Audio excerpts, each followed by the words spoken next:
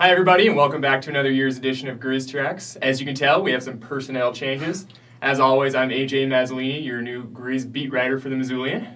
And I'm Kyle Sample. I'm a fellow sports reporter here at the Missoulian. And we're about 2 weeks into Griz football practice and a couple of scrimmages, and so far the big news that everybody's talking about is the quarterback battle and replacing the graduated Jordan Johnson. Now, there is a ton of guys in camp vying for that spot with 7 total quarterbacks right now. Yeah, I thought that was one of the biggest things coming in was how are they going to get enough reps for 7 quarterbacks? Yeah. And it sounds like Bob Stitt has come to the realization that there just aren't enough reps. Absolutely. They've kind of broken it up into 2 camps. There's a top 3, sometimes 4, and then everybody else that doesn't have too much of a shot right now in Bob Stitt's high-flying offense. And leading the way so far has been Brady Gustafson. Now, he's the big tall guy out of Billings West. He's about 6'7", and you normally wouldn't think of a super tall, not so mobile quarterback as prototypical for this kind of an offense. But he seems to have caught Bob Stitt's eye, and it seems like it's the big brain there that's really been working for him. Yeah. What Stitt said today was that he's grasping the offense better. He's making the decisions quicker, and I think that's the thing in this offense. Like what Bob said when he came in was that the quarterbacks were going to have to make quick decisions. They were going to have to take what the defense gives them, and it seems like Gustafson has done that better than the other guys. Yeah, and he's making the throws, and that's been the big thing that Stitt is really hammering on. There's been some open looks in practices and in scrimmages, and some of the other guys, your number 2 right now, Chad Chalich, he's been making some throws as well, but he's missing some. And then the 3 and 4 guy, Eric Prater, and McKenna Simmons making a lot less of those throws, and that's been worrisome for Stitt. Yeah, I actually wanted to get your take on what you thought about how fast it was moving and finding and maybe separating these guys. I think 2 weeks of practice in kind of took me by surprise. I don't know what your impression of that was. Yeah, and I actually put the clock on him the other day at practice, which was kind of fun. And there's a definite divide where Gustafson was running about 22, 24 seconds between snaps. Now, that's not placing the ball down and then letting the clock go. That is literally snap to snap.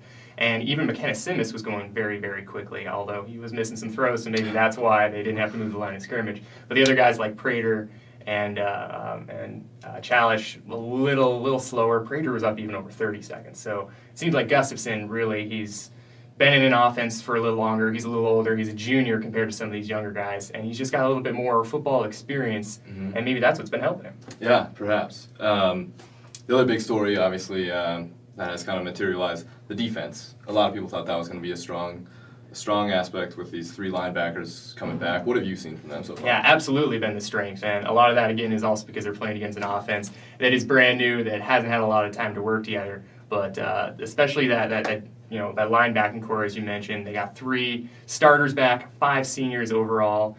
Kendrick Van Akron and Gamboa and Jeremiah Kosei have just been tearing it up. And then the defensive secondary has been very good as well, despite missing 2 of their normal starters. Yeah, they got a young guy, Manu Rasmussen, filling in for Justin Whitted, who had off-season shoulder surgery. Right, yeah.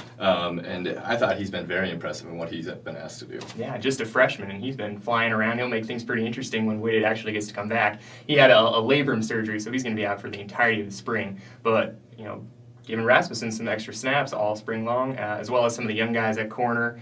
You got McKinley, and over on the other side, Chris Parker. They've been picking off basically passes left and right, also all over spring. Yeah, and Coach Seymour talked to you yesterday about how that was a blessing in disguise that maybe some of these injuries are actually giving some of these young guys so many reps in the spring, gives them a chance to develop depth, especially for the season when who knows what's going to happen. Absolutely. The depth is going to be greater than maybe it has been in years past, even if there aren't some of the superstars on the field.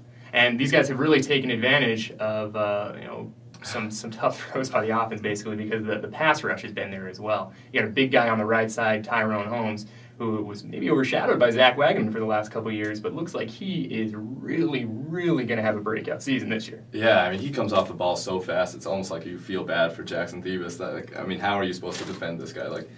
The ball snapped, and he can just do so many things from that edge rush position that it's been impressive the few times that I've seen him. Yeah, he's basically been in the backfield right away, and he's about 6'4", maybe 6'5", a lot of reach. So he's getting to those quarterbacks and getting hands in the way.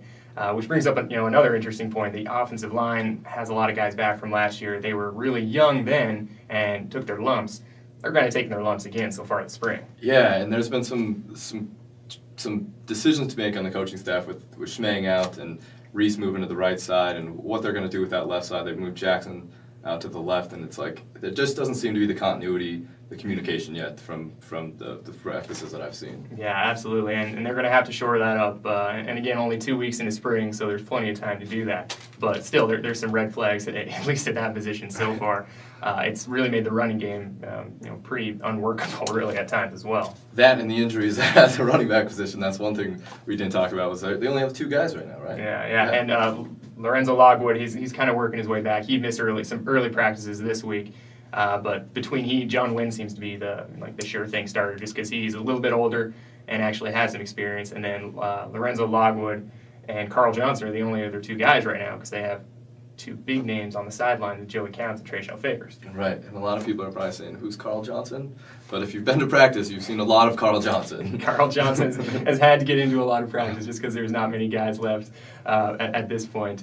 But we're 2 weeks and 2 scrimmages into the spring practice for the Grizzlies, and we're going to take a week off while the university goes on their spring break, and then reconvene on April 6th for the final week of Grizzly spring practices that culminates in that annual spring game over in Helena on the 11th. So we'll be back then to let you know how things are going along and to recap the rest of spring. Thanks for tuning in for Griz Tracks this week.